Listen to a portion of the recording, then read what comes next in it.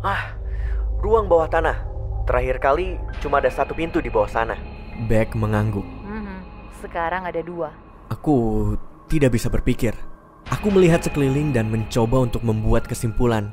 Tetapi sebenarnya tidak ada yang bisa dibuat. Lalu kami mendengar ketukan dari salah satu pintu kamar sekitar 10 detik kemudian. Kedengarannya gelisah. Kami melihat keluar jendela tapi tidak ada cahaya merah dan biru dari lampu polisi.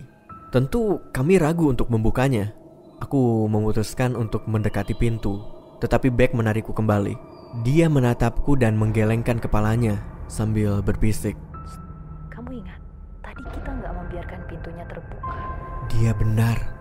Suara radio berderak. Panggilan kembali dari operator. Mereka memberitahu kami untuk segera meninggalkan rumah. Katanya, Carol menelpon lagi dengan nada datar yang menyeramkan dan berkata kalau kami akan mati. Tidak ada lagi suara ketukan, tapi kami bisa mendengar suara langkah kaki dari ruang bawah tanah. Ada seseorang di sini bersama kami. Kami memutuskan untuk menyudahi kasus ini. Kami harus segera pergi dari sini. Saat kami mulai menuruni tangga, kami mendengar suara dari dapur. Carol keluar, menghalangi jalan ke pintu keluar. Dia terlihat aneh dengan tatapan kosong dan mata yang menatap tepat ke arah kami. Apa kalian menemukannya? Tanyanya tanpa ekspresi emosi dalam suaranya. Aku rasa dia mungkin ada di ruang bawah tanah. Mengapa kalian tidak pergi memeriksanya? Aku dan Beck terdiam membisu. Dia terus menatap kami sambil sesekali menunjuk ke arah pintu ruang bawah tanah. Langkah kaki di bawah terdengar seperti sedang berkeliling. Kami mengabaikan permintaannya, melewatinya dan berlari keluar dari pintu depan. Bantuan masih belum datang, jadi kami memutuskan untuk masuk ke mobil saja. Namun kami melihat seseorang di jalan, mengintip melalui jendela sisi pengemudi kami. Dia bertubuh besar, tampak mengenakan setelan hitam menutupi seluruh tubuhnya. Dia berpaling dari jendela dan beralih ke arah kami. Sulit untuk menjelaskannya, tapi setelan itu tampaknya tidak memiliki lubang mata. Beck berbicara. Tuan, mohon mundur dari mobil. Suaranya pecah di tengah kalimat. Dia ketakutan. Begitu Beck berhenti berbicara, sosok itu mulai berlari ke arah kami. Sangat cepat, terlalu cepat. Bahkan ketika kami baru mengeluarkan senjata, kami menyadari kalau dia sudah melewati kami dan masuk ke dalam rumah. Kami tidak mau membuang waktu lagi. Kami segera berlari ke dalam mobil, mengunci pintu dan menunggu sampai bantuan tiba. Setelah kejadian itu, kami ditanyai secara ekstensif ketika tim SWAT menggeledah rumah tersebut. Namun, bukan kepala polisi yang bertanya kepada kami, melainkan pria berjas yang belum pernah kami lihat sebelumnya.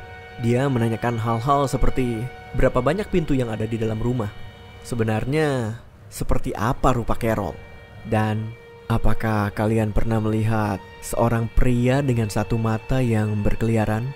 Kami menjawab hampir semuanya dengan ragu. Kami bahkan tidak tahu apa yang sedang terjadi. Pada satu titik, kami melihat anggota SWAT membawa beberapa tanduk keluar dan memasukkannya ke dalam truk mereka. Bukan dengan ambulans, tapi truk mereka sendiri. Akhirnya, pria yang menanyai kami menyuruh kami pulang dan melapor ke pos seperti biasa. Dia memberitahu kami untuk tidak khawatir tentang apa yang telah kami lihat di sini. Aku tidak mengerti bagaimana bisa dia mengatakan itu.